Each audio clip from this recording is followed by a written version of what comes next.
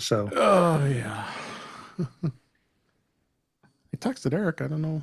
He came in. He saw him in the chat in the notes. Is he still in the notes? He's still in the notes.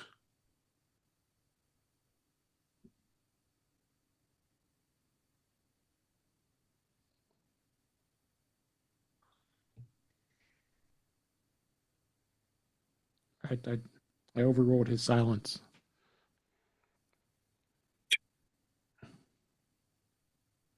Hey, Chuck, just so you know, when I was in the conclave, my vote was for you. Why am I? Did not you see that seeing- movie, Jeff? I don't know. Which one? Conclave. Oh, no, I didn't. Okay. Well, be careful when you throw that around. yeah, Roy. Did you see it, Chuck? Yeah. We Yeah. won't do any spoilers, but yes, Yeah. now I understand what you're saying, Marty. Yeah. I haven't seen either. So Yeah. You know, there was an article I read this morning about how all the Pope movies are doing well on streaming services, but there's one that they can't get because it's not on any streaming services. It was Robbie Coltrane, who was like a British comedian, did a farce called The Pope Must Die. Oh my God, I And forgot about that. yeah, and it's he accidentally gets appointed pope, and then apparently he realizes that the Vatican is full of mafioso, and that's the plot. But the title was so offensive that they couldn't release it that way. So to improve the title on the covers of the VHS tapes, they added a T onto the end of die. So it's then the Pope must die it. And you think, okay, well, that's probably an interesting move, but they didn't use the same font as die. They used a cross as a T. And it got them in more trouble. So, Marty, I love the way you described Robbie Coltrane. Yeah. He's like some comedian, I guess. Yeah. And, Yeah. and British comedian. right now, there are millions of Harry Potter fans that were like, he's Hagrid. Yeah. Well, I'm not a Potterish person. So, Well, he's been in a sorry. lot of movies, and Yeah. he is. Oh, geez, what all has he been? I've seen him in so many things. He's been in a Bond film. He's been in, yeah. Let's see. Yeah, oh, There he Cracker. is. That was a TV series. Forgot about that. Oh, yep, you're right. World is not enough. Um, he was in Yes, Prime Minister.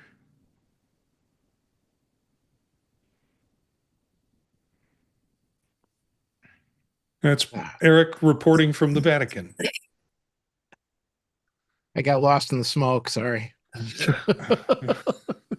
Yeah, it happens to the best of us.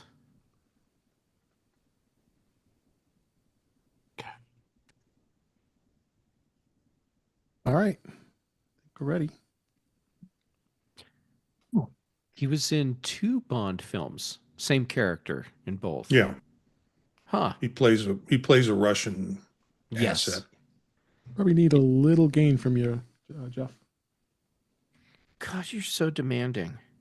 Please. Hold on. I bet the problem is Zoom and not. He's got his big white system. mic out. Yes. Yeah. His big white what? No, never mind. I'm sorry. It was just Okay, too good to is pass that up. better? Yeah, you're good. I can give you just a tiny bit more, but yes, No. Zoom had pushed the gain back down, even though automatically adjust volume is unchecked. Love it. All right.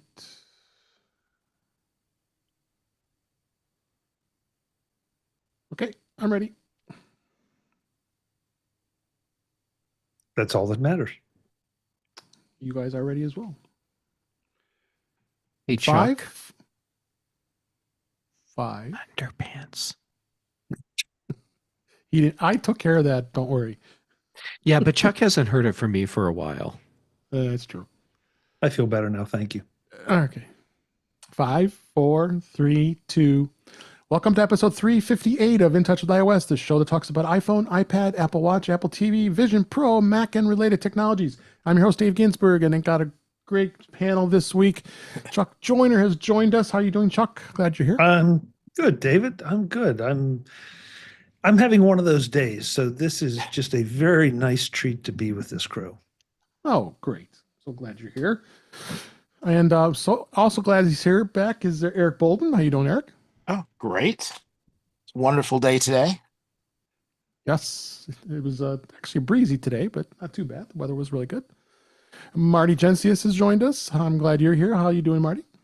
I got to sleep in a little bit this morning, and when I woke up, the smoke coming out of my kitchen was white, which tells me that we had chosen a new breakfast. Oh, I thought that meant you moved to Colorado. Oh, man. Or the Vatican. We do have a new pope. Jeff Gamet is here. How you doing, Jeff? I'm doing all right, and it's great to be hanging out with you and everyone else. Absolutely. So we got plenty to talk about this week. There's the normal stuff in Vision Pro, In Touch with Mac, and a little bit of Apple Intelligence discussion, and all kinds of other stuff. Oh, In Touch with Vision Pro this week, there isn't much to really talk about other than the fact that the release candidate of Vision Pro 2.5, that's now the release candidate version, is out, and I don't think we're really going to expect much. I haven't had a chance to look too much at it. Anything you saw, Marty? Oh, yeah. You know, just when you think it's going to be little things that you won't notice in terms of bugs and things like that, they have redone the Apple TV app on the Vision Pro. So, you know how you have Apple TV Plus, you have Store, you have all of that stuff along the side.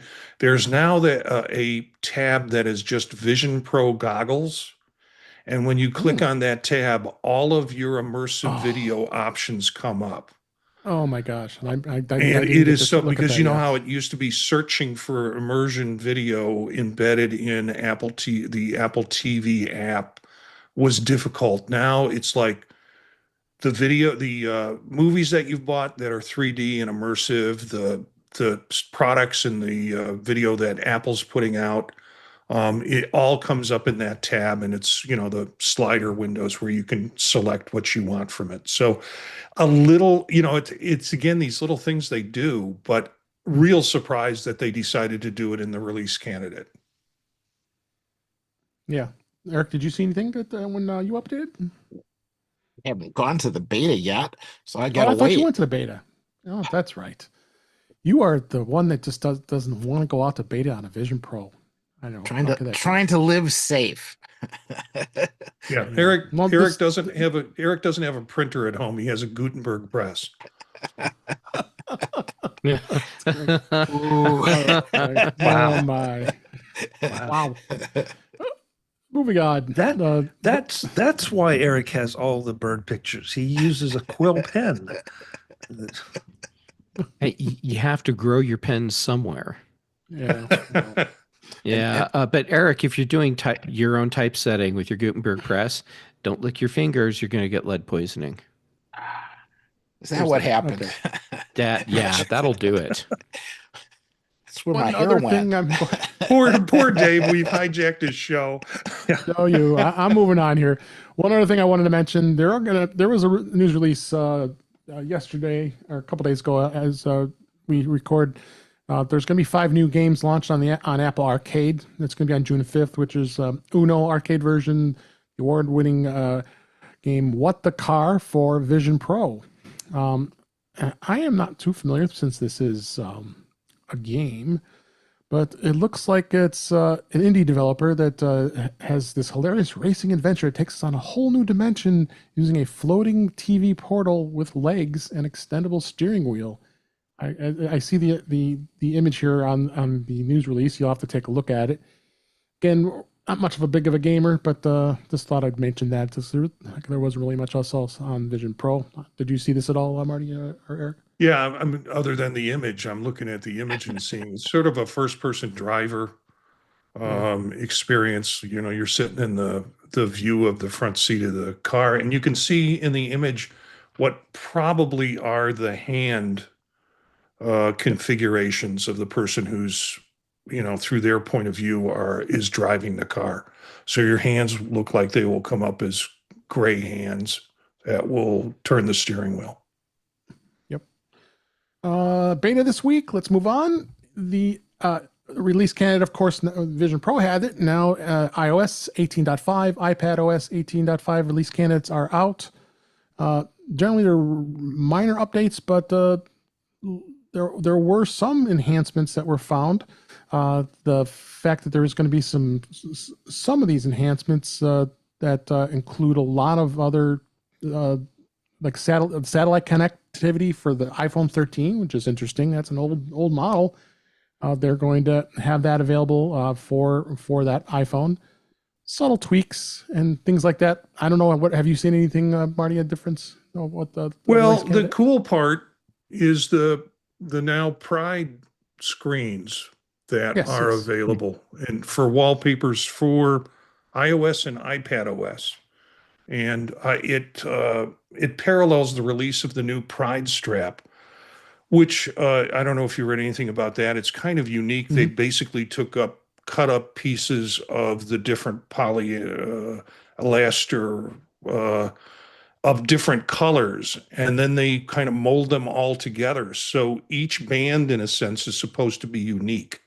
It's not the same pattern. It's just what they've thrown into the mold at that time with the different strips and the different colors. So looking at what the band looks like and then looking at what the wallpapers look like, it seems like they're drawing on that continuity. Yep. Parents can now receive a notification when the screen time passcode is used on a child's device. That's for parents trying to keep their kids in good with screen time. Buy with iPhone is available when purchasing content within the Apple TV app on a third-party device. So it did fix an issue with the Vision Pro that it may display a black screen. And I mentioned the iPhone 13 with the satellite, which is cool. Beyond that, it's release candidate, so we probably can anticipate release, I would say, next week, which is generally what Apple does after a release candidate. So stay tuned. You'll be seeing it next week, and we'll find out what's going on with that. So watchOS is out. Is going to be out. watchOS 11, was it 11.5? I believe it is. And tvOS 18.5 will be released along that as well. Nothing really much you could say about that.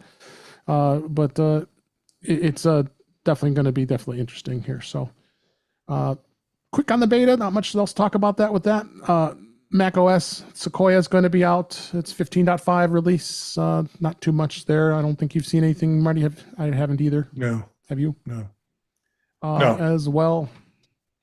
This one is kind of interesting to me. This is of course kind of future, but I thought it'd be kind of fun to talk about here. Future Magic Mouse could bring Vision Pro style air gestures to Macs. Apple is exploring this groundbreaking redesign for the Mac Magic Mouse, potentially transforming how Mac users interact with their devices. It was a newly granted patent that Apple Insider had found that the Magic Mouse is going to detect gestures made in the air beside it, not just the surface, drawing inspiration from the intuitive gesture controls of the Apple Vision Pro. So I found this to be kind of interesting. It's I don't know why it doesn't matter really, but it could potentially give you some view into the future, maybe to what could happen on the Mac. As long as they put the gosh darn USB-C connector on the front of the front of the mouse instead of the bottom of it, I will be happy. Anybody have any comments on this? I think that they're actually addressing that with the Vision Pro support. And the way it'll work is you'll still have to charge by flipping the mouse over and plug the cable in the bottom, but your Vision Pro will make it look like the mouse is right side up. And you have to buy a $3,500 adapter called a Vision Pro because you plug it right into your Vision Pro. Right. Yeah. Uh, this is one of those things. Apple patents so many things I know. that you have to wonder. But I guess there are worse things. I mean, was it the Magic Leap or the Leap? I can't remember that put the little sensor in front of your screen and then you could allegedly do hand gestures and all that. Hmm. And okay, fine. A la Minority Report. Maybe it would be nice to just have a couple key features that you could just wave your hand or tap beside the mouse instead of having to pick it up. I don't. I want to see what it's going to do. I want to see what they have in mind with it. Yeah. I might be in the minority here, but I don't like Seth Rogen and I do like the Magic Mouse. In fact, I find it hard to use other mice other than a Magic Mouse. Just the Surface Touch and all of that. So if they add more things, I think it will add value to the product. If they can add more things to it, or how true this is, we'll find out. Yeah.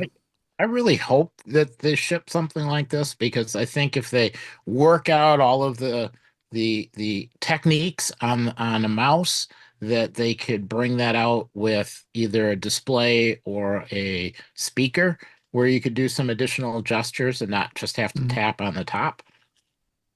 So there's a lot of Yeah. potential.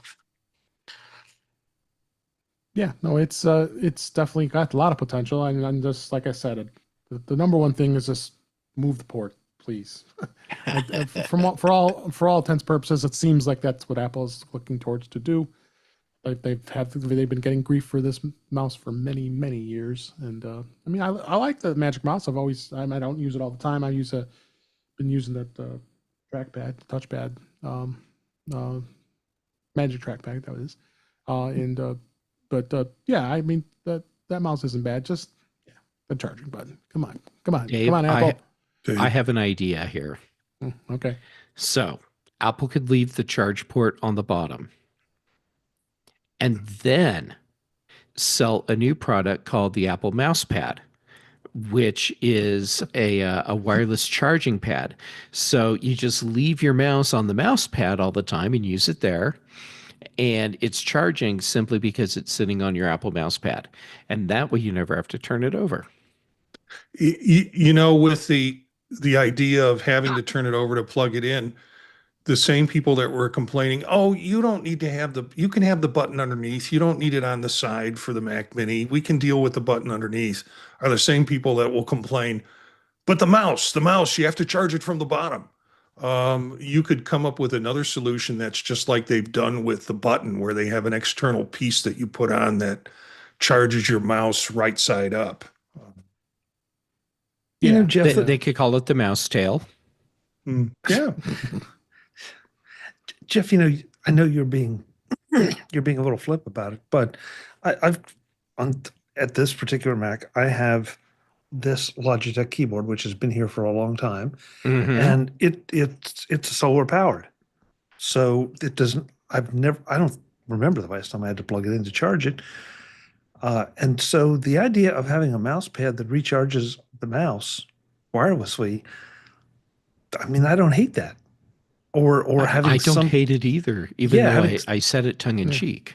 yeah, I mean, or if you just had a little, go ahead, Jeff, you can name this, but a little pocket or something that you tuck that mouse in to charge it, just right beside your Mac or whatever, so that you just pull it out and use it. There are a number of ways that could actually turn out to be really decent. We'll Mhm. call it the Yeah. mouse pouch. And we've got rechargeable AirPod cases where you can just drop them on a key charger or a MagSafe charger and it will charge. Should be Yeah. able to do the same thing with the mouse. Years ago, I had I don't remember which company made it, but it was replacement batteries for the Magic Mouse, and it had the plate built into it, so you stick this whole thing on, and it's rechargeable battery pack, and it came with its own wireless charging mat.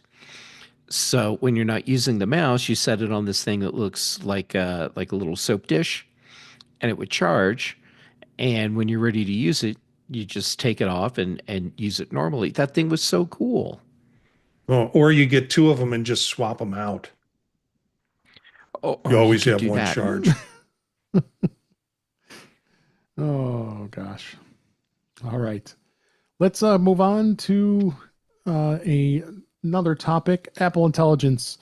Now, Apple did release an ad this week, about a little less than a week ago, and they had a hands-on with Apple Intelligence video that walked through all the current Apple Intelligence features and how to use them. Interesting. The video shies away from any of the unavailable Apple Intelligence features like personalizing Siri replies and instead focuses on what's available now. Well, they should have done that in the first place, as far as I'm concerned. Cleaning up in photos, you do the Genmoji, image playground, mail summaries, writing tools, vision, and visual intelligence, and then the Chat GPT integration.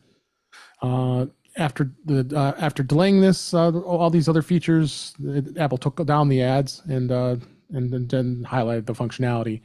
So I don't think that has anything to do with it. And we had a lot of discussion about the facing a lawsuit on this, and I don't want to get into that. But what are your guys' true thoughts on Apple Intelligence? I want to start with you, Jeff. Where do you think it is now? Now that Apple's declared, hey, these are what we have so far, and where are we going with it? Because I've got a lot of thoughts on AI in general, but I would like to hear what you have to say. Well, I can't praise Apple for doing this. Right. They don't get praise for doing what they should have done in the beginning, which is highlight just the features they have. But I'm glad they're finally being honest about what's available. At the same time, I think for a lot of people, it's just not going to matter because they're already using other tools for the AI related things that they want. So like they have questions, they let ChatGPT answer them. So yeah, great. Highlight the features you have and nothing else. Yeah. How about you, Chuck? What's been your thoughts on Apple Intelligence? I've talked about it before. I feel like Apple has not given itself enough credit because it's just been slowly integrating a lot of these features into the OSs and not calling them Apple Intelligence. Just saying, hey, you can do this, you can do that. You remove the ugly person from your photo, as long as it's not you. And that why am I not in any of my photos? Yeah, exactly. Yeah. So I feel like they've not given themselves enough credit for what they have. Yeah, okay, so they got caught with their pants down a little bit, being a little too aggressive with what they thought they could do. And I know I'm in the minority, at least on this panel, when it comes to that particular position. I think it's going to just depend going forward, how much they want to brand Apple Intelligence versus just calling it part of the OS. So I'm anxious to see, because it would be there. I think on somebody's show we talked about the fact that there was a pretty serious group that would pay something for Apple Intelligence. Right now, I'm paying for ChatGPT. Be nice not to have to pay for that, or pay Apple for it if it gets to the same kind of level and quality for privacy and security reasons, if nothing else. Yep. How about you, Eric? What's your thoughts on where we're at with the Apple Intelligence? Well, the parts that we have seem to have improved, and they're available in more places. Being able to search through gazillions of pictures and find, specific things like kids stuck in a pot or cars in a parking lot. I've used it and it worked, and I got results that I was. Wait. Kids stuck in a pot. In a pot? You can't just drop that on us and move on. And that came so naturally. It feels like you probably have a picture of a kid stuck in a pot And why weren't you helping him? Well, Or it her? it was a theme, right? And if it happens, you really want to take the picture for later. And I had a bunch of them, but I didn't know where they were, right? And searching through hundreds of thousands of pictures, it's hard to find, So I've got the one kid where, I was telling this whole story about the frog in the pot. So I got a big stainless steel pot, and there's a kid in the pot, right? I got a So you picture. put a kid in a boiling pot of water? Well, it wasn't boiling, it was an This empty is pot, but the the thought was there. story's not getting any better, Eric. All right, I just did a Google search, kid stuck in a pot, and there's nothing good or funny coming up. Eric, Eric. Well, and then I've got all of these really nice pottery plant pots. They're decorated, they look really cool, and each kid went in a pot, and I took a picture. It okay, in my head, it was cooler than it's come out here. But the point is that I could search for it and it returned it. And that really surprised me because I hadn't been able to find the pictures any other way. And, the last thing you want to do is print everything out and say, nope, nope, nope. This is much easier. So I have been really happy with image searching. It has far exceeded what I had hoped for. And, Okay. Yes, I can't hold a conversation with the S lady, but that's probably good. So, yeah, I'm happy and things can only improve. Didn't you see Oh. Shogun, Eric? No. Oh my God, I did get to see that episode before Okay, they. you know the one you know what I'm talking about. Yeah. Yes, yes. I didn't get Oh, to see boy. the whole series, but I did see at least that up to that. Because that was the first thing that popped in my mind when he said that. It's like, So now I've got this whole thing in my head where Eric's at home and he says something like, "Hey, S lady, what's the weather today?" "Hi, Eric. Let me show you pictures of children in pots." All right, Marty. That would be take more. it- That would be more. Alexa would do that than. Except at my yes. house, the S lady would gladly. Would you like to buy a picture of a? Would you like to buy a picture of a kid in a pot? Yeah. And if the smoke comes out while the kid's in the pot and it's white, the kid is Pope. Yeah. Or they're done. Oh, Yeah. The only thing that I am concerned about with Apple Intelligence will be what's it going to be like on July 11th at 9 o'clock in the morning when I have to talk about it at Macstock.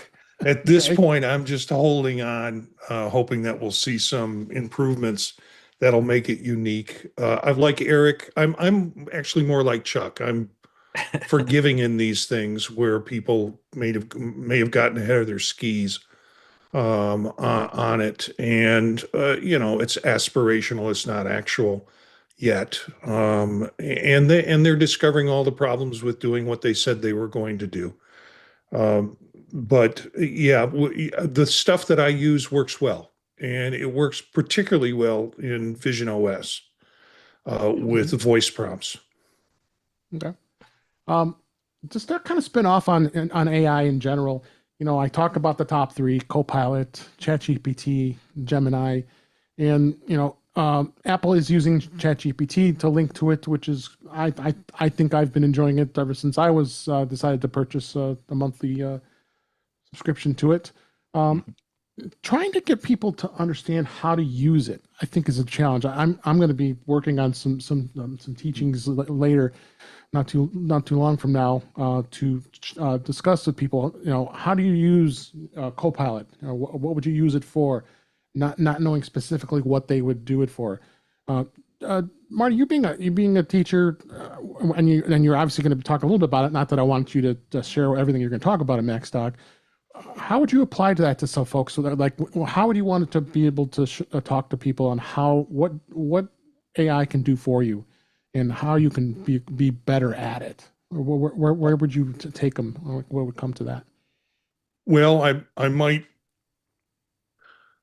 blow my whole talk here, but I think there's without blowing it. I mean, there's AI 101, which is here it is, this is what it isn't, this is what it is, this is how you put stuff in it. Then AOI or AOI, AI 201 is this is a prompt engineer. You can find these all over the place. And here are some sources for finding prompt engineers. So you're kind of dependent on what you can find. And then Yeah. AI 301 is how do you use AI to generate a unique prompt engineer for the tasks that you have at hand that are repetitive tasks like workshop development, things like that, where you can just the engine gives you the prompts that you need and you give it the information that you want and it generates a result based on what specific information you put in it. Most folks are not even at 101 yet. Yeah. They don't understand it. They think it's a search engine and it's more than that. It's a interactive modeling sort of thing. And when you show them 201, they go, oh, wow, that's cool. When Yeah. you get them to think about how they could personalize it by 301, you've got something, you've got them going on some things. So, Yeah. Chuck, you just, like you said, you just signed up for ChatGPT. How has it been for you as far as finding things? Do you find it to be much more improved to finding things that you've done in the past when you were just doing it on either Google or without the license for ChatGPT?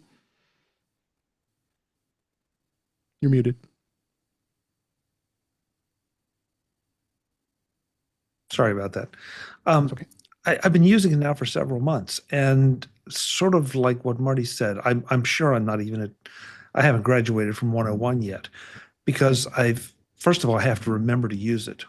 But then Yeah. when I remember, it's like, okay, and every time I use it, and that's not much of an exaggeration. Every single time I feel like I learned just a little something.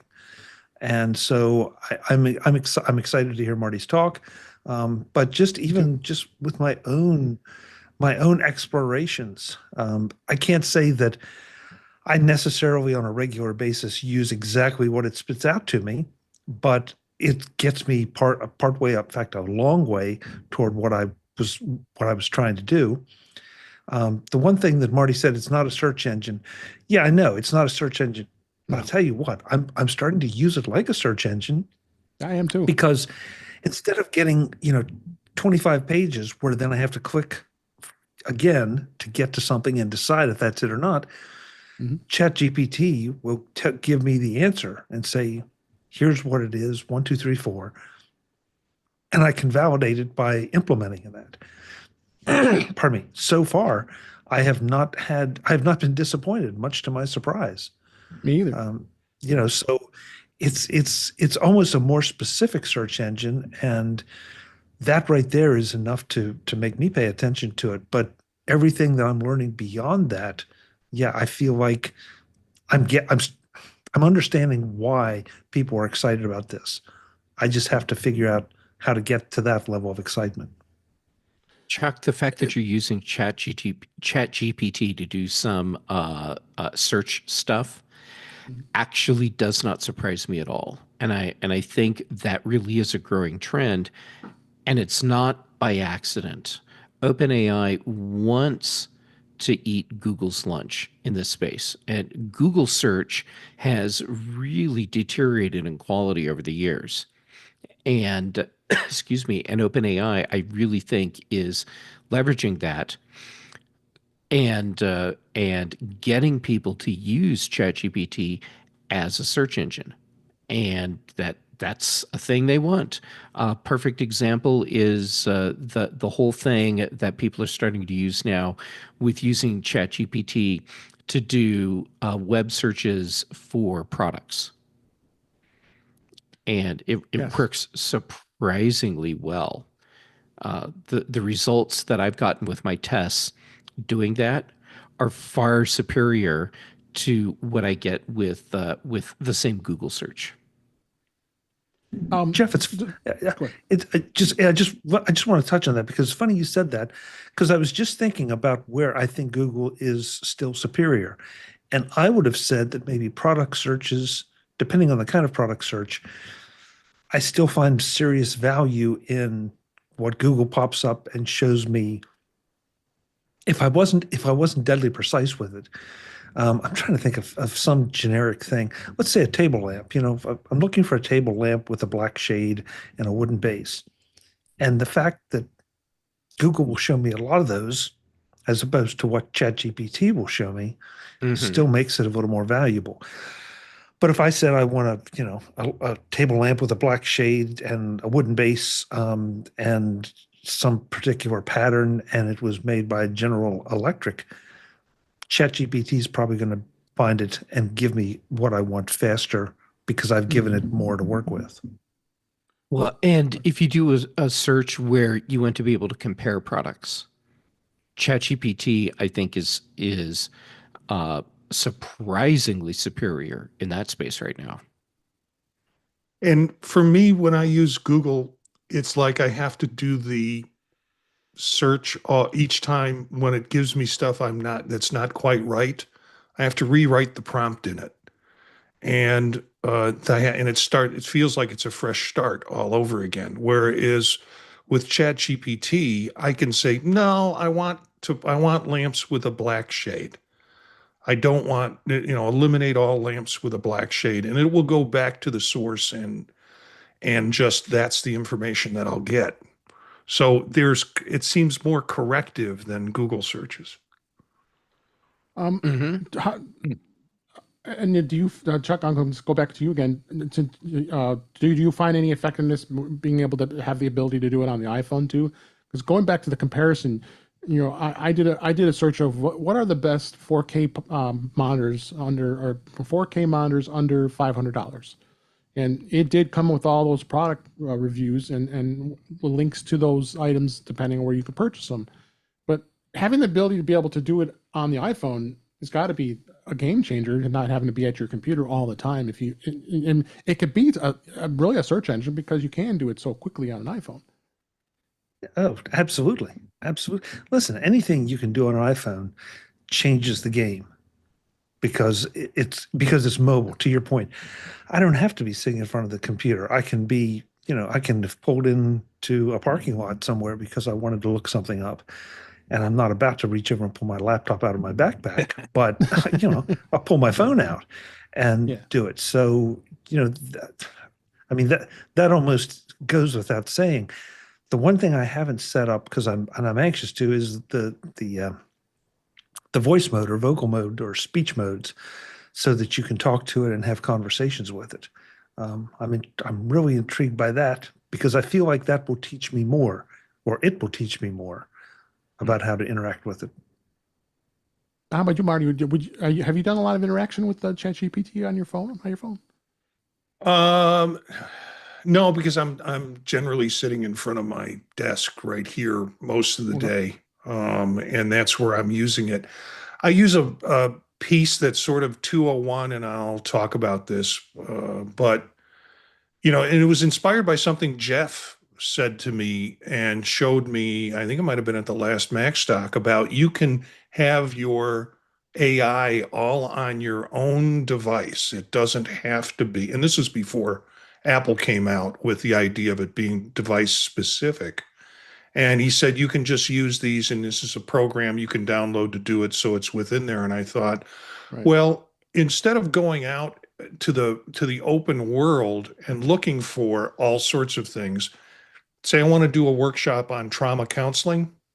Well, I get about 4 or 5 articles on trauma counseling and in PDFs, and I can put it in there into ChatGPT, and then do my prompt engineer around creating workshop, asking it to draw from the information that's on in that content.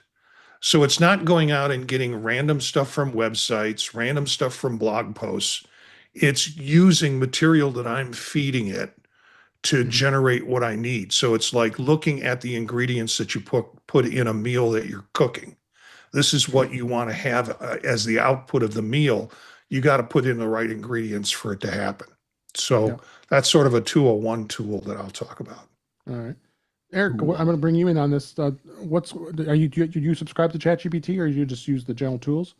No, I just use the general ones. Occasionally, there'll be a project at work where we'll run it through.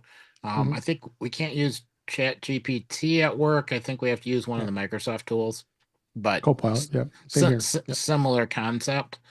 I'm actually in some ways kind of looking forward to um that whole concept of that Marty was talking about of you need to feed it something to kind of get it started.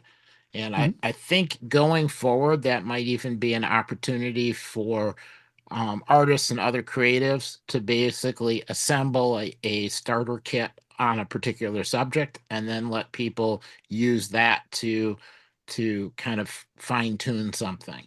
And I'm hoping that something like that is possible, and there'll be a way to kind of market and sell kind of the ingredients. Yeah. I just wanted to bring this. This was a great topic. I wanted to bring this up just because AI is here to stay. We're going to be using these tools for years and years to come, and getting people to accept that. We've talked about previous that you think that your job's going to be taken over by AI. It's possible. I don't see it really happening because you need to have somebody be able to actually ask AI something or to find out about something, and be able to get the job done. Most corporations are looking at this tool as an efficiency tool because of the fact that you can save hours, and it really is true. I've done it many times at work, but I've saved hours upon hours of things that I would have normally done manually. It would have took a lot longer time. Whereas doing it in a controlled environment in the enterprise on Copilot is really going to be very helpful for those kind of folks, and then those who use it outside of work, and which is all of us here, and have a way to being able to utilize the tool even further. I mean, I've done demonstrations showing how you can create PowerPoint or keynote presentations very easily.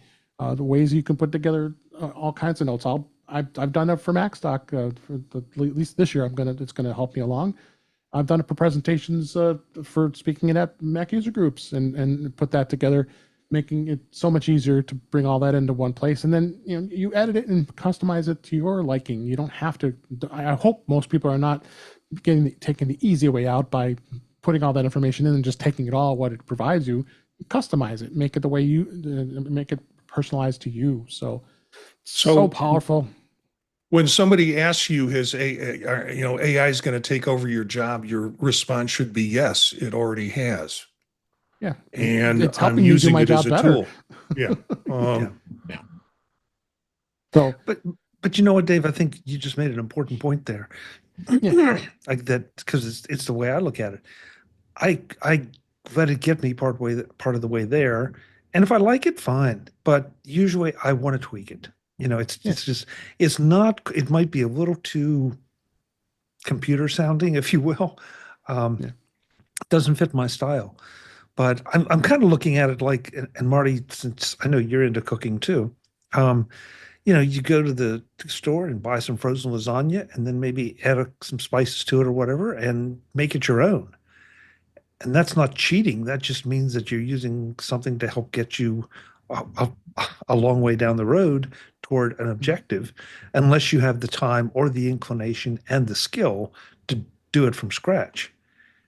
And I think that's something, if people start to look at it that way, I think they will use it and they will start to understand it a little more and then go to the next level. Yeah. Anybody else want to add anything else before you move on from this topic? I think a lot of great discussion.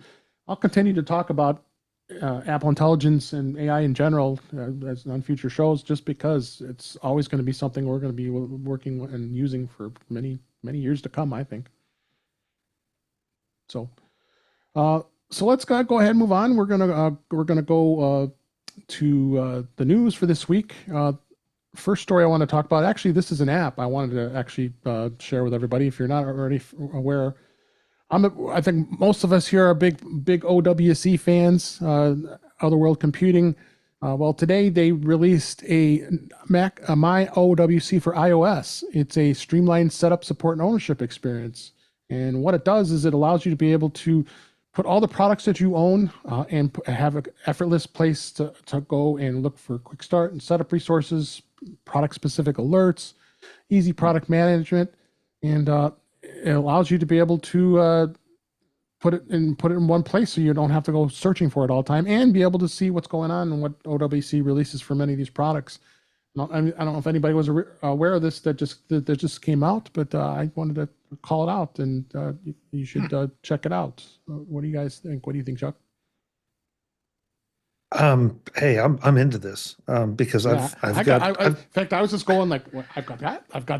I know I've got an embarrassing number of OWC products too. here, so it would be kind of nice to have sort of a curated automatic update system, or as informational as well as just software updates. So I'm all over this. Yeah. Yeah. So this was a lot of fun here, and the good thing is I've already added some stuff in here, and it says everything looks good. We aren't aware of any issues. So if you have your products in there, if an issue comes up, right on the homepage, it actually tells you where this is at. And then, I've got, you can see the screen here, I've got all the products. It's hard to focus, but they're all listed there, and I can go through all of them and pick them and go right to the videos, manuals, setup, quick start guides. It's all right there. So check that out. You have anything to add, Jeff? Cool. Okay, so this is for keeping track of all the OWC products you own, not all the stuff you own. No, you customize it the way you like. Oh, okay. Now it just became a lot cooler. Yeah. It's like I've got the Thunderbolt Go dock, I've got the Thunderbolt hub, I've got the 14 port Thunderbolt. Embarrassing. I should even read all this. The Envoy Pro Mini, and so on and so forth. And you can go to each one of the products and you click it. You'll get right to the you go right to the manuals and the quick start guides without having to go to the website and do that. I think this is ingenious. Does it sell you stuff? It lets you go out to their site and you can find out more about it. If you go to under you can go under Discover, and it'll show some of the new things they have, and they get some advertisements, events, news, and stuff like that. But no, it doesn't really. I guess it doesn't really sell you stuff. It just allows you to. If you click the breadcrumbs on the top left, you can actually go to social media as well as visit owcs.com to go buy stuff. But it's more, I think, as an aggregator for all the products that you happen to own. And I thought this is a great thing to have for That is any of cool. us that are enthusiasts. So I would That's imagine really it neat. locks people into their product line for people who already have it. And it could solve a lot of problems in terms of accessing information like manuals and other sort of content stuff that you could get within the app instead of having to search all over to find it. yep. I Anything else know. you want? Go Yeah, ahead. I know I just heard about this from Dave, but the more I think about it, the more this makes sense, because too many companies have apps that, okay, they tell you what the product is and they tell you how wonderful it is.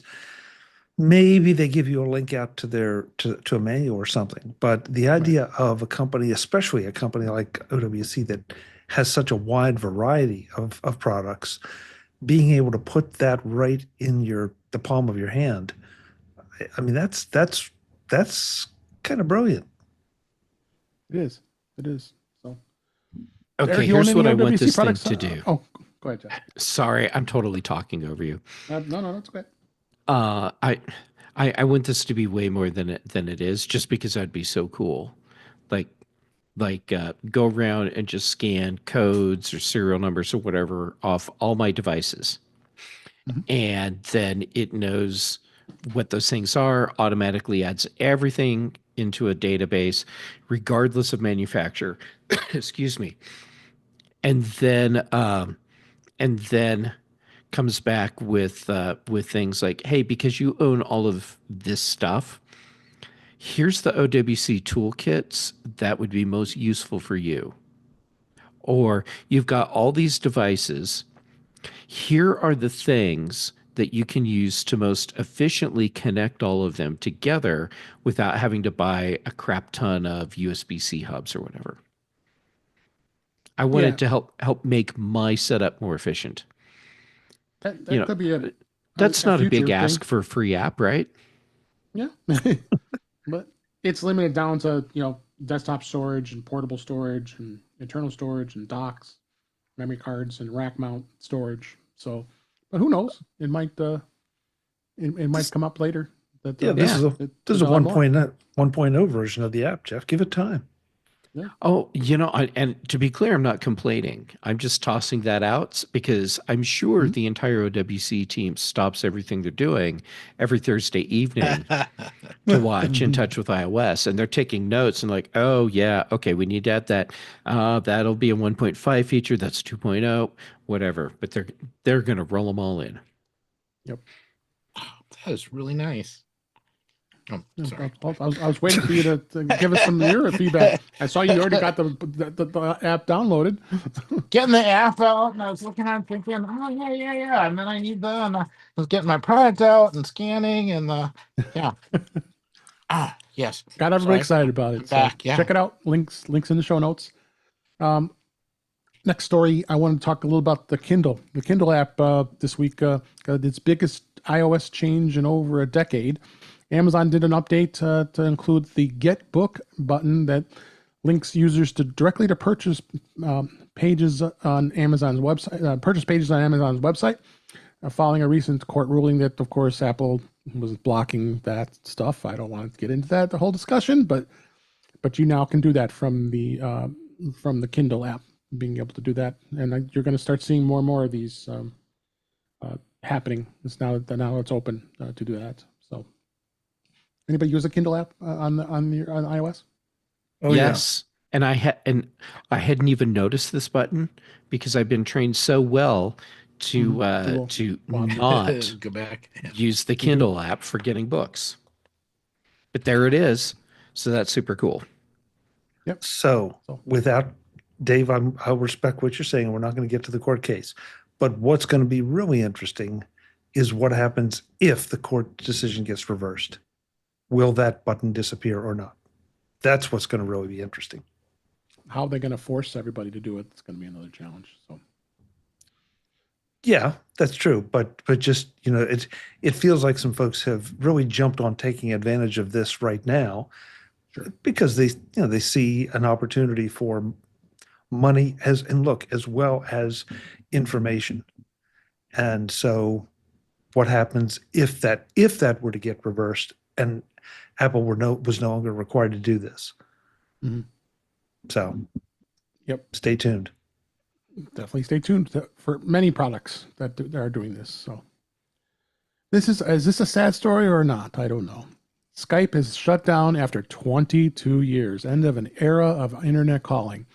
Microsoft's Skype is finally shut down, concluding its 22-year tenure as the once dominant internet calling messaging service. Microsoft acquired Skype in 2011 for $8.5 billion in what was then the largest ever acquisition. And at its peak, Skype had more than 300 million monthly active users, and it was synonymous to internet-based voice and video calling. For many, Skype was one of the first experiences of speaking to somebody halfway across the world for free, and everybody got excited about that. I don't think we have to say much else about Skype or what it did I know for us, many of us did podcasting with Skype for a long time. And I don't know, it's an end of an era. And I don't know, is anybody here sad? Are you sad, Jeff? From a nostalgia standpoint, yes. From a functionality use standpoint, no, because it stopped being the leading tool in the category, and that crown moved over to other products like Zoom, for example. That's what did it. Did them in pretty much. During the pandemic, when Zoom Skype Microsoft failed to keep up with Zoom during the pandemic, and that was that. But I think Microsoft already had their sights on getting everyone off of Skype, and so it's just a matter of time. It's just kind of sad that Microsoft's alternative for all those Skype users that are still out there is Chuck's favorite program, Teams. Teams. Go ahead, Chuck. I am sad that the Skype that was there from its inception until Microsoft bought it is gone. But Skype died when Microsoft got it. I mean, because it became increasingly unreliable. They kept monkeying around with the interface, moving things around, and making it not compatible with some of the utilities that we all used to do podcasting. And so we went and sought other solutions. And Dave, you said it. I mean, they were the king of the hill, and they completely dropped the ball on it and let Skype run. Pardon me, let Zoom and others run right past them. And now they've decided to kill this instead of improving it in favor of something that is, I'll be polite and say, subpar. Nah, sorry. I love hate. I love hate with Skype, but the hate part is all that's left from the love. Yep. Eric, what's your thoughts on Skype? I just missed the sounds. Yeah. That was the most exciting part. I think you could do a whole little podcast just dedicated to, the Skype sound coming in. Yeah, we need to get that sound on Chuck's ringtone, like Jeff just said in our private chat. Yeah. No. I just found it on the Internet Archive. Yeah. So I'll and there's my download options. All right, so Chuck, I'm gonna have a new ringtone for you. Knock yourself out. Knock yourself I out. found a Skype soundboard if on the internet where it has all the Skype sounds on it. I was just playing with. Wow. In the meantime, I am dancing on Skype's grave. Okay. Let me tell you why. I worked with international teachers for years. When they came here 15, 20 years ago, 15 years ago, Skype was the vehicle for them to be able to contact back home without long, expensive, calling cards that they had to use. I've had a Skype account, and every year I'm reminded that I have a Skype account because I get billed for it, and I never use it. And every year I get lost in the hedge maze of trying to get the account canceled and have always wound up with problems. By the end of it, I'm Jack Nicholson in The Shining. I'm sitting back there frozen, and I just wait for another year. And so it's gone. It's dead. It can't charge me anymore. Don't bet on Unless it, it rolls over into a personal Teams account. Oh my gosh. So RIP. Other story here. Netflix is launching a redesigned TV experience, AI search, and improved recommendations. Netflix announced the launch of a new Netflix TV experience that will be available in the Netflix app for Apple TV. Netflix is testing a redesigned version of its TV app since last year, and and its new look is a notable departure from its current design. In fact, there's a link of a video of looking at Netflix over the years. So the new homepage is more streamlined, modern design. Netflix designed it to put content front and center. And I never was a huge fan of their interface. It was always hard to find things. I hope this is going to be much more improved. What do you think on this, Marty? I'm using Netflix less and less. There are a few programs that I want to go to, and when they've run their course on Netflix, I still have an account. I forget about it. My wife, I don't think, is using it. So until the new season of whatever comes out, that I have to go back to Netflix. It's one of those accounts that I'm that close to closing because the cost keeps going up and the value that I'm getting for it isn't. So, okay. How about you, Chuck? If they improve the search, that's great, because that's sort of the way that I use Netflix. I'm not one of those people that is looking for something to watch all the time, because I've got a watch list as long as your arm that I'm so far behind on. So I just have to go to my watch list and say, okay, now how do I find it?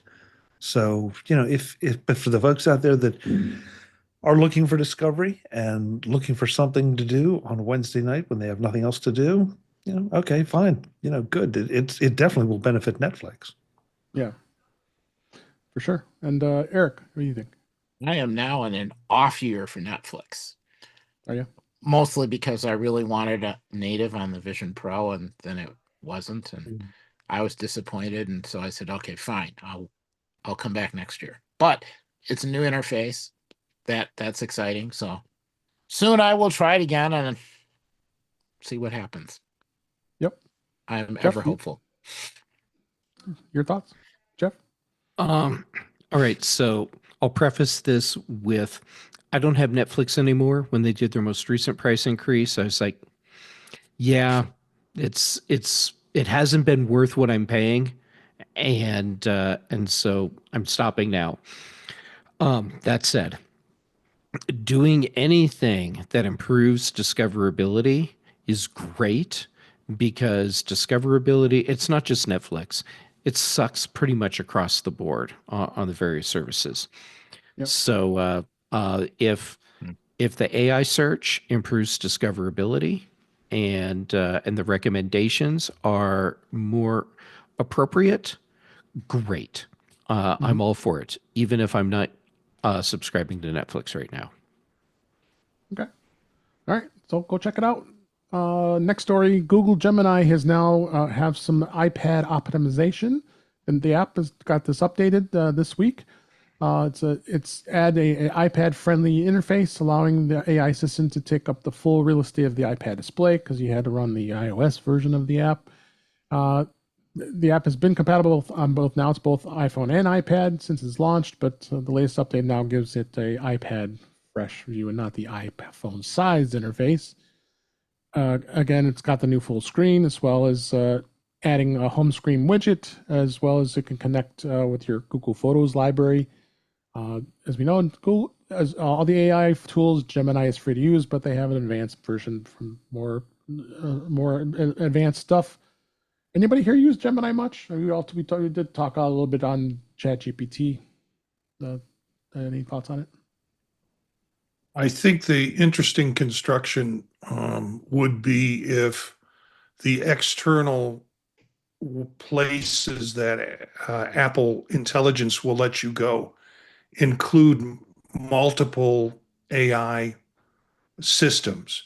And so you pick your whatever poison you're most familiar with, and then think of it also as the that you have multiple AI systems, LLMs that are competing with each other from a price standing and from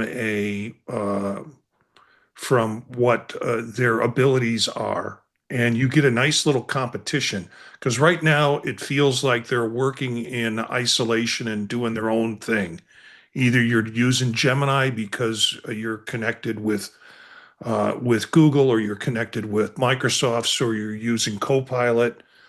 But once getting them under an Apple or over an Apple umbrella, I think might allow for some interesting competition between the services. Yep. Anything else anybody want to add? All right. Apple Music did launch a new viral playlist fueled by Shazam activity. Apple, of course, acquired Shazam nearly 7 years ago, and since then, the music discovery service has had a number of integrations with Apple Music. The latest is a viral chart playlist for Apple Music that users now are powered by the daily Shazam data. It just launched this on the web, and Apple Music users will want to go straight to the playlist section to do this. Another way to be able to get a lot more songs that you can discover through Shazam. You guys still use Shazam? I use it fairly amount because now that's integrated, especially into the iPhone, that it's much easier to use. What do you think, Eric? Yeah, no, I definitely use it, and I use it. I'm out someplace or at a conference where there's music that I don't normally hear. I have no idea what it is. It's really nice. Pop it up, Yeah. tells you what it is, keeps track of it. So Jeff, yeah, this is neat. You've been using Shazam much? Like Eric, I use it quite a bit. Um, same way. I'm out somewhere, I hear something where I'm like, oh, that's kind of Yeah. cool. And so I will Shazam it. Mhm. And now that you have a history of what you have Shazammed, it's Yep. actually useful for me. Because what I had to do before was Shazam, screenshot, and then Mhm. later on. But now, yeah. So yes, I use Shazam quite a bit.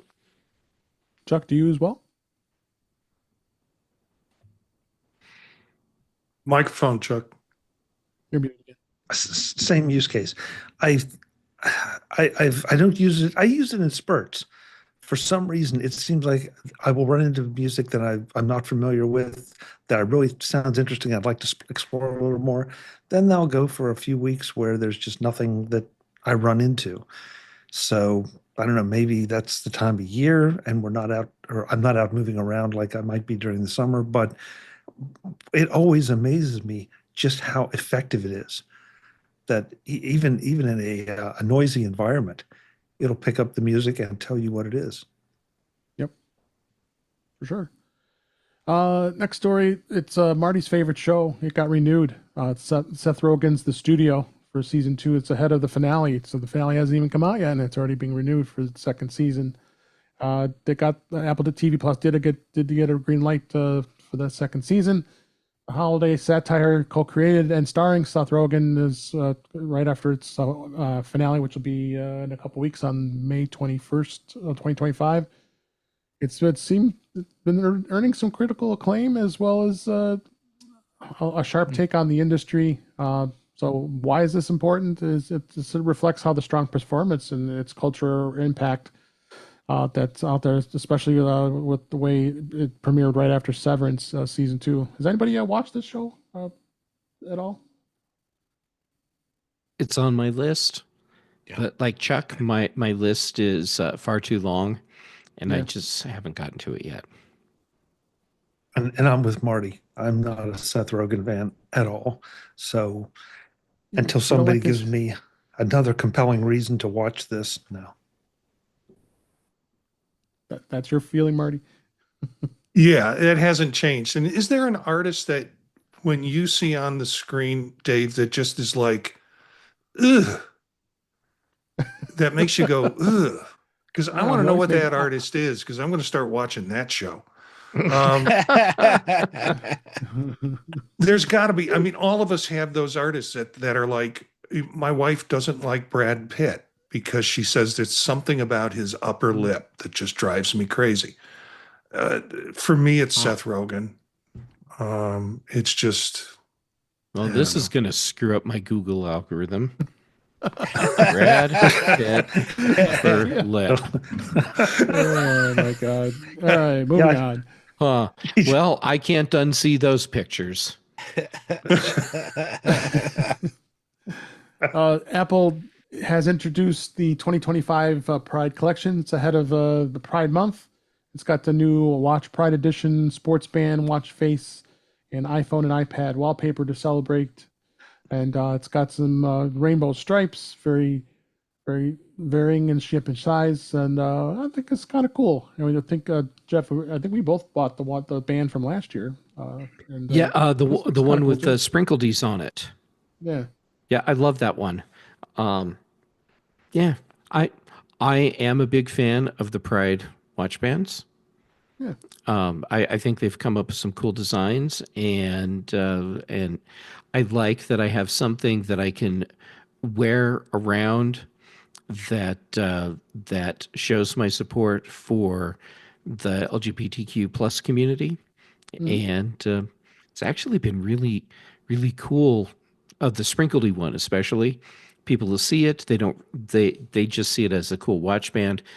Right. Excuse me, and it's been a catalyst for a lot of really good interactions with people, conversations of in support of the LGBTQ plus community. Yep. So I have to decide if I want to get this one too. I do like the new one. Yeah, this will be the first band that I buy. And sort of what got me was it's unique the way it's constructed. As I said earlier, it's kind of unique in that they're just putting the stuff together like Warby Parker does with their glasses, and the plastic or the watch band is coming out with unique combinations. So it's sort of like NFTs, except But in a good way. yeah, Yeah. you know how much our president likes NFTs. But the idea of having something unique, and it also is interesting because that kind of represents that whole movement that Mhm. everybody's not watching wearing the same watch band. So yeah, so I've got one on order, and we'll see how that plays out for Nice. me. Marty, the sprinkledy one from last year, same thing. Oh, okay. They're all unique.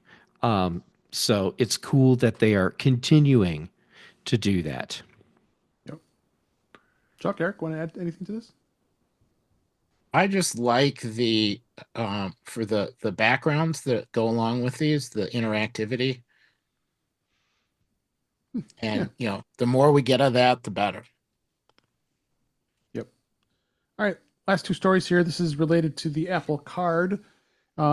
Daily cashback from T-Mobile is going to be dropping to 2% in July. Apple has partnered with multiple merchants to provide the 3% daily cashback for Apple Card purchases. And T-Mobile has participated in the program since its inception in 2019. That's going to end in July. Then the cashback will go down to 2%.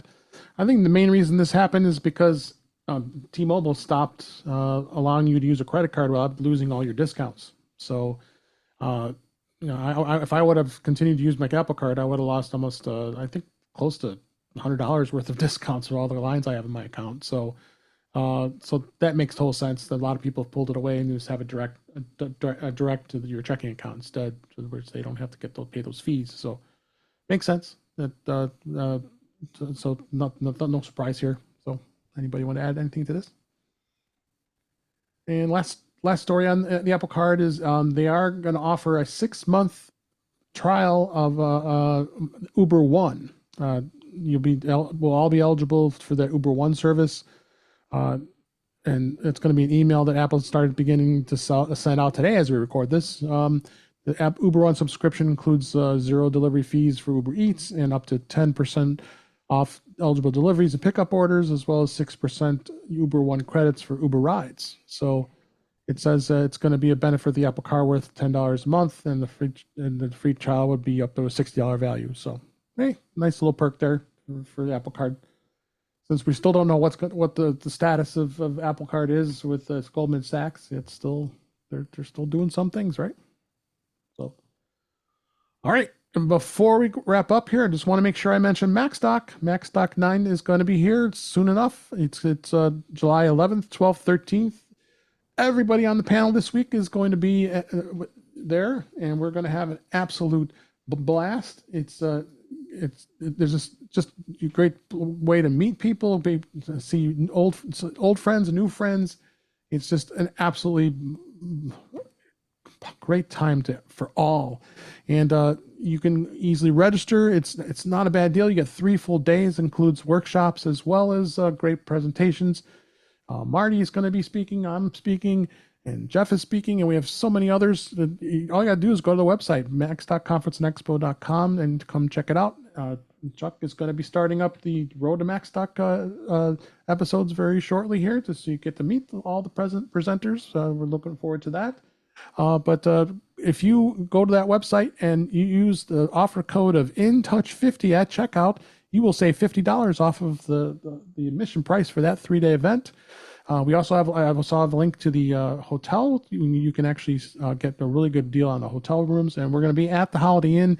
It's in Crystal Lake, Illinois, which is just outside of Chicago, and we're going to be. They have a great conference center there, so that means we don't have to leave if you don't want to. You got rooms there as well as the conference right there, so you don't have to go anywhere. So last year was the first year for that. So our second year of that location. It's going to be a lot of fun. Now, everybody here can't wait, and we would love to see you. So come check us out. Again, mac.conferenceexpo.com. Use the offer code InTouch50 at checkout. Save yourself $50. Everybody can't wait, right? Yep. It'd be fun. Absolutely. Yep. Can't Absolutely. wait. So with that, let's go ahead and wrap up. That is a great show this week. Had a lot of great discussions. That's a wrap for this week. Please send your comments, questions, and suggestions to our email address, which is feedback@intouchwithios.com. You can follow us on Blue Sky and Mastodon at In Touch with iOS. Support the show by buying me a coffee at intouchwithios.com/coffee. Would really appreciate it. You can become a patron of the show by going to patreon.com/intouchwithios. We have 2 tiers available to support the show. We would really appreciate it. Make sure you like, share, and subscribe so you're notified when we're live streaming, which is 8 p.m. Eastern Time, 5 p.m. Pacific, on our YouTube channel, which is youtube.com/intouchwithios. We saw Brian F. in the chat, as well as Webb Bixby, and a number of others were in the chat. You can be following along with us live as we record. We'll leave the live stream up there, as well as you can watch it later, as well as you'll be able to listen to past shows. Visit In Touch with iOS magazine on Flipboard, where many of the topics we discuss are flipped in that magazine. The link is in our show notes. You can listen to the show on your favorite podcatcher, which is Apple Podcasts, Pocket Casts, Overcast, many others. But better yet, just go to our website, intouchwithios.com, where all the links to all the ways to listen to us are there on that site. I am Dave Ginsburg. You can find me on Blue Sky or Mastodon at DaveG65. And Chuck Joyner, thank you so much for being here. We appreciate it. Where can people find you? Excuse me, guys. MacVoices.com. That's where, as Dave said, we're kicking off the road to Mac Stock by talking to all the speakers, or at least as many as we can find before the event. The NAB interviews are still dribbling out. I'm interspersing those with our regular content. And of course, there's all the other great Mac Voices stuff that is there any other time. And on social medias, you can find me as @ChuckJoyner. Dave, thanks as always. Thanks, Chuck. Appreciate it. Eric Bolden, thank you for being here. Where can people find you? I can be found on Mastodon at EA Bolden at techhub.social. And yeah. All right. Thank you. Appreciate it. Marty Jensius, thank you always for being here. Where can people find you? Although Eric doesn't like to admit it, I join him on Monday nights at 9 p.m. Eastern Time for Vision Profiles, where we talk about Vision Pro and other AR, VR stuff. Tuesday nights with Chuck and Mac Voices, a good group, a great show, and good interviewing style of Chuck when he asks the questions that he asks. Wednesdays with my own thing with the Old Mac Gang. I'm also doing a podcast with my son, Gear Up and Go, and he'll be joining us at MacStock to talk about travel gear and have some fun with that, with some giveaways. And then Thursdays here with Dave Ginsburg, and occasionally occasionally Fridays with the Mac Show on the British Tech Network. Thanks, Marty. Last but certainly not least, Jeff Gamet, always a pleasure having you here. Where can people find you? I'm so glad that everything worked out so I could be here tonight. Yes. Because it is a lot of fun to hang out with you. So let's see. How about social media? Jay Gamet everywhere, but I'm posting on Mastodon and PixelFed and some on Blue Sky. Then for shows, here we go. Tuesdays on Chuck's Mac Voices Live, here on Thursdays for Dave's In Touch with iOS. On the British Tech Network, Thursdays for The Big Show, Fridays for The Mac Show. Brian Chaffin and I do The Context Machine, and Patrice Brendamore and I do Retro Rewatch. All right. Thank you so much. And thank you for listening. Thank you for watching, everybody. I'm so glad you're here. Hope you enjoyed it. We all enjoy doing it. And until next time, thanks for listening. Thanks for watching. And we'll talk again soon. All right. Thank you, guys. Woo. That was a lot of fun. It's always fun. It is always fun. All right, Eric. So here, there you go. That's the original.